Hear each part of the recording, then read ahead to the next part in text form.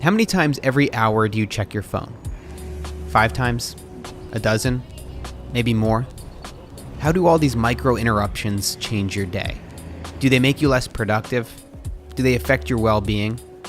How might your life look if you were able to control the distractions? To literally silence your phone and dedicate yourself to a specific task in front of you.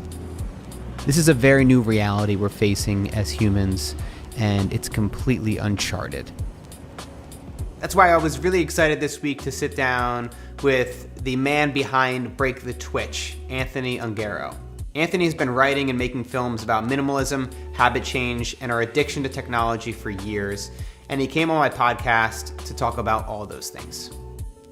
He first started thinking about all this stuff a few years ago when he printed out a 4-year history of all his Amazon purchases. He wanted to see where his money was going.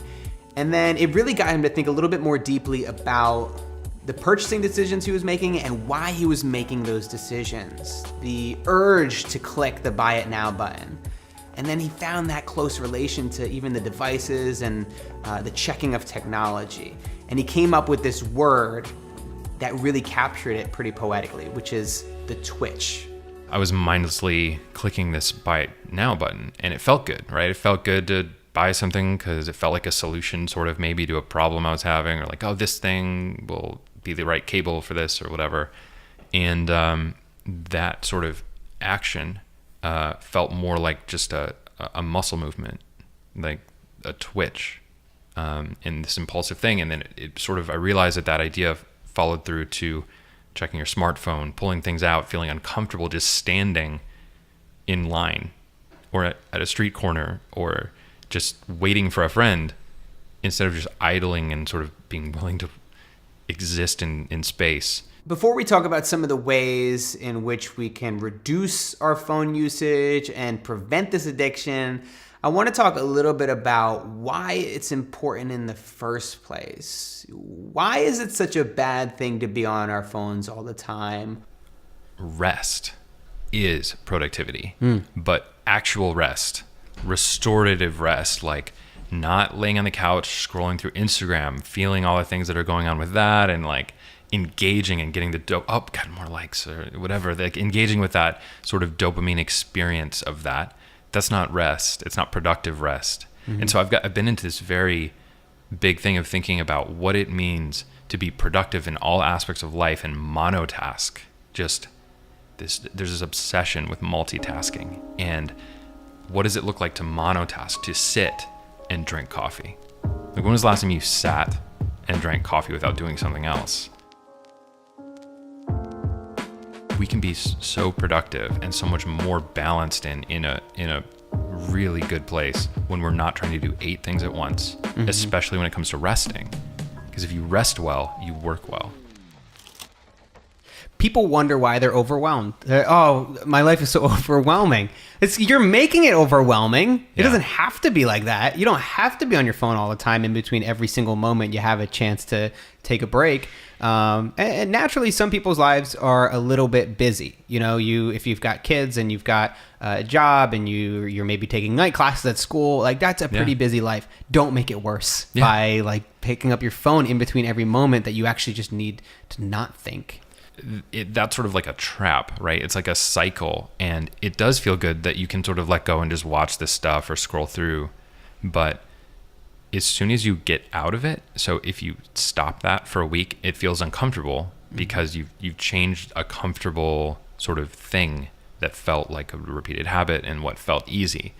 But then after about a week, 2 weeks of it, you realize that was like in a way a twitch, right? It was filling a space that you have, but it's not actually fulfilling.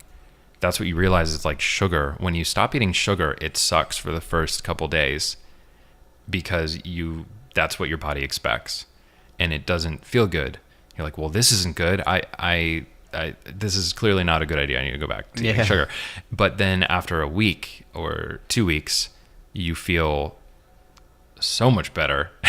and so, you know what I'm saying? Like, there's always that. It's always a little uncomfortable because the twitch makes it comfortable. That's the point of it. Mm-hmm. That addiction, that sort of that sort of desire to pull out the phone, it makes standing in line or standing in an awkward place waiting for a friend, not sure what you're going to do, more comfortable. And so we have to step outside of what it means to be comfortable so that we can actually be comfortable being ourselves, being present, being there without that extra thing. So the question is, what can we do? And I've jotted down 4 things to get you started here based on my conversation with Anthony and also based on some things that I've found have worked in my own life. The first I would say is turn off notifications. I only keep notifications from texts, calls, and alarms. Those are the only things that are going to interrupt me on my phone. And that's worked out quite well for me. Luckily, I'm not that popular, so I don't have to get barraged with texts and calls all the time. For you, you may want to think about taking that down. There's also often times where you can also turn Do Not Disturb on, which is going to prevent people from getting through to you, which certainly helps. The second one is, and Anthony recommended this on the podcast, be aware of the twitch. And one of the best ways to be aware of it is to go outside without your phone. I know it sounds scary. I know it sounds uncomfortable, but it's going to really open your eyes to when you have that instinctive flinch to go on your phone. So when you go to the grocery store and you're waiting in line, the first thing we do is pull out our phones. If you look down the aisles, everybody's doing it. So the practice would be to go through that experience, to feel it, to be in that moment, to be a little bit uncomfortable, and every time you do it, you're gonna feel a little bit better, and you're just gonna be eventually okay. And eventually that twitch is actually gonna fade away in those circumstances, and you're not gonna feel yourself going to your phone. The third thing that helped me is deleting apps from my phone that I don't truly use or get value from. So Twitter, Facebook, totally gone. Email, I only keep it on my phone when I'm working. I found that this is just one less excuse for me to check my phone. So delete those apps which you don't need. Also schedule in the time when you use some of these apps, even on your desktop. So if it's an hour in the morning or a half hour towards the end of the day after work, to know that you'll get to the messages, you'll be able to check everything that you want to check, but you're not going to be distracted by them throughout the day and all those micro distractions. And the fourth and final one is find something to replace it. And I found this to be incredibly important for me, especially when I'm at home and my phone is close by. I feel this pull to go on my phone. Instead of doing it, I pick up a book that I've been reading, or I make some tea. I have these 2 or 3 things that I will do every time that really prevent me from going down that rabbit hole of checking, putting my phone down, doing something, and then going back to checking. That has helped me a lot. So if you want any more tips and advice on how to approach this age of distractions, and also on the flip side of that, as a creator, how to create something that's meaningful, that helps people, that also cuts through all this crazy noise that we get every day. My podcast episode with Anthony Ungaro is truly eye-opening, and I think you guys are going to get a ton of value from it. So check it out. I will provide a link right when this ends. But before that, if you guys have any other helpful tips and advice that have worked for you, I would love to hear what has worked on your end. Everybody approaches these topics in slightly different ways, and so there may be something in the comments that you can add that can really help some of the other viewers out. And that's it. That's the end of this video. I'll see you guys next week.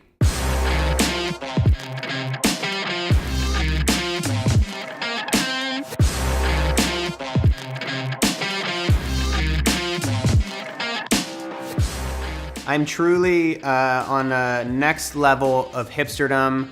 I am officially drinking kombucha. It's like have you guys heard of this? You probably have. You guys are hipsters, I know it. It's like called the mother. It's like bacteria inside this, probiotics. It doesn't taste that bad. It's like, it's carbonated, ginger, lemon. It's not terrible. It's a little bit gross to get used to. The reason I'm drinking probiotics is that the past couple of weeks, I've actually had some health problems. A lot of hives, lip swelling, which was terrifying. My lip just swelled up twice, like super fat, like crazy big. Maybe I'll put a photo right here. It was a little bit scary because I'm like, it's close to your throat. I'm like, is this what's happening here? So I was pretty scared, and just I'm trying to do anything possible. Some people told me it might be my gut. This may be a reaction because I don't have microbiomes, I think they call it, these little microbacteria that, you know, help your digestive system, and certain things may be causing inflammation. I'm not a doctor, I don't know. So I'm like, whatever. I'll drink kombucha. I've been taking probiotics. I've been trying that. Went to an allergist. He said that it's probably just a random occurrence. We'll see. I'm kind of hitting it on both ends, trying to stay healthy. But it's like I was actually thinking about doing a video about that, and I might do it later. But it's like those days when you feel so shitty, those days when you're having health problems, or you have a scare, or a loved one you have has a scare. Those are the moments when you appreciate the good days, and you realize how important it is to be living a healthy life. I think I started this. I was planning on just doing the regular outro where I tell you guys to go to my other shit, but anyway, there was a message here. But I will do that as well. There's two things I want you to do. If you like this video and you thought it was interesting and you want to hear more from Anthony, check out mattdiavella.com/055. That is the link to the full episode. There's also a link in the description. And also, if you want to see behind the scenes content, I even did one for this video where I did Instagram stories showing this whole behind the scenes, this paper lantern here, how I light it. It's pretty do-it-yourself, pretty simple. So I think you guys will get some value from that. So follow me on Instagram @MattDiavella. I realize this is like the most ironic thing to do, to tell you, have a video be about don't check your phone, and then me telling you simultaneously to go on your phone and check Instagram. But my life is ironic, so if you could do that, it would make me feel good. But do it whenever you want. You don't have to do it right now. You should do it right now.